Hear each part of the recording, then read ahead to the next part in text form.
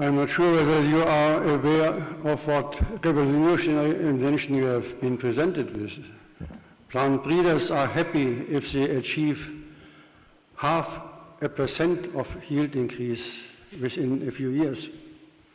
Imagine we see here 3 examples using GMO technology producing 30% yield increase and reducing methane production. So, did you ever hear of these inventions before? Did the press pick it up? No? As we are relatively short in time, let me start the discussion with one point. We have here a result from a technology which is highly unpopular because it's GMO.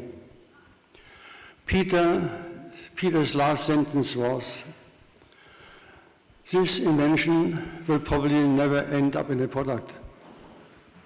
So it's useless. It's academically interesting, but despite the fact that we have 800 million starving people, and we have a technology which could change the situation immediately, drastically, Peter's prediction is it will not be used. Why will it not be used? Because nobody dares to develop a transgenic product. Why not? Because regulation leads to the situation that you have to invest $100 million to make a product. Without regulation, it would not cost anything. So, to summarize the situation, regulation kills many, many people every minute. And now the discussion is open for a few minutes until we escape to lunch. Thank you.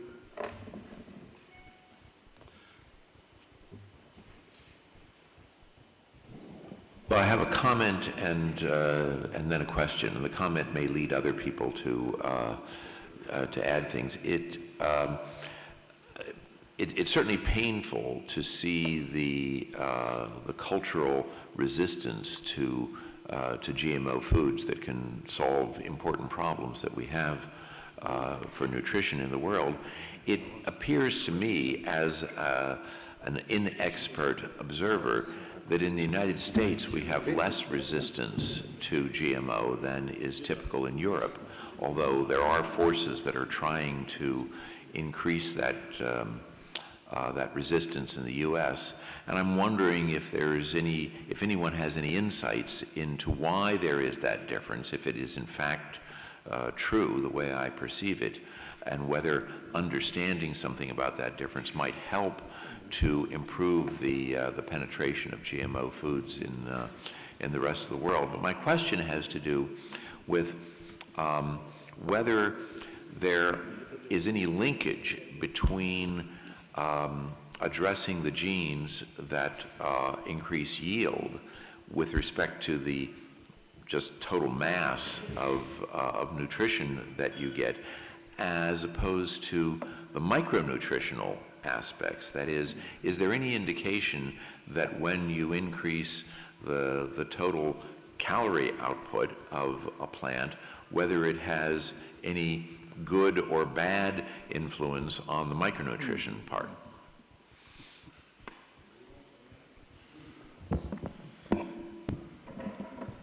The advantage of GM is that it is a single addition to a genotype, which means you could do as you wished.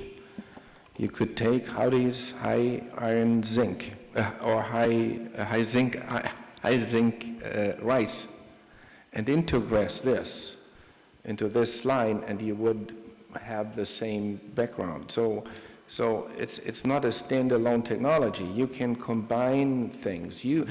By the way, the photo I showed here with larger grains and more, this is golden rice. It's a combination already. So you can of course, take one technology and add it as an added value to some existing, more nutrient-dense variety, for instance. And, No and you're problem. saying that that wouldn't necessarily be the case if you use standard breeding techniques, because then you don't really know what you're doing. The genetics are very complex of metals, or Howdy will probably tell you how difficult it is to breed for high iron, for instance. It's a nightmare. While this is a simple one gene addition onto a background that has other properties that you have developed by breeding, for instance. Yeah. Okay, thank you. There's one question behind my back. Yeah. You cannot see me, thank you. I'm not a nutritional expert, of course, but let me ask you two probably naive questions. I just read an article, and that is also referring to what Joachim von Braun said. I was reading, because you mentioned the Telegraph announcing miraculous progress. I came across an article, I think, 2 weeks ago in the New York Times called Broken Promises. You may have read this. It was about what GMO sort of interventions did not really excel beyond conventional approaches. So maybe you have come across it. I just wanted to ask you, because it's an influential newspaper, clearly, the New York Times. And the second, more concrete question also is you showed this miraculous plant with 30% more yield and 90% reduction of methane, which would be very, very good news, of course, for climate. So I just wonder, I mean, this could be applied in particular in China, of course. So the public opinion is not so important there, so why doesn't the government go ahead with it? The public opinion in China is dramatically against GM. They are literally blocked there. And this is for the past 7, 8, 9 years that yes, they can still do field trials to test for safety, which we cannot do in Germany, for instance. But other than this, beyond this, there is no stop further. And also there is, may know that Greenpeace is very influential in China, and we have many, many stories to tell, and Adrian will probably address this later. Yeah, I think with respect to your question, other presentations, particularly Martin Kimes, will answer the point about the New York Times piece, which I also read. To answer Bill's comment about, what's the difference between Europe and the US, I think one of the big differences is political leadership. And we talked about political leadership yesterday in terms of energy policy. Within Europe, individual politicians, Anne Glover, the former chief scientific advisor to the head of the European Commission, told me that when she talked to individual politicians in the European Parliament, all of them recognized there was no problem with GMOs, but all of them couldn't take that public because they're on a short election cycle, And Europe is a signatory and takes very seriously the so-called precautionary principle, which I will talk about later on, and I think Mark von Montague will also talk about it, whereas the US didn't sign that convention because they saw it was rather ridiculous and unnecessary. And so I think political leadership is part of the reason for a difference. And unfortunately, these differences of opinion have follow-on effects. A lot of Africa is very concerned about Europe because they want to export food there, so they feel that attitudes in Europe affect the way that they can do their agriculture. So we'll discuss all of those things, I think, later on. Maybe I should just... Thank you, Adrian. Yeah. Our Chancellor has a question, and then I must cut the discussion down in the interest of our energy intake.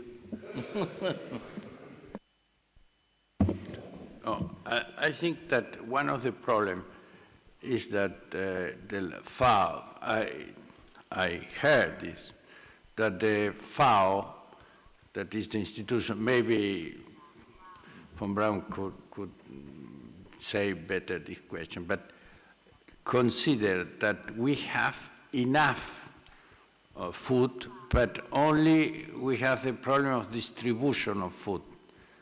And I think that is really a terrible idea, because this is the idea that have the population in general, that we have enough food but not have distribution. And this is something that we need to reconsider. Thank you. So this is rather a question to the general discussion. It's not to Peter Beyer's presentation. But if you can give a quick answer, Joachim.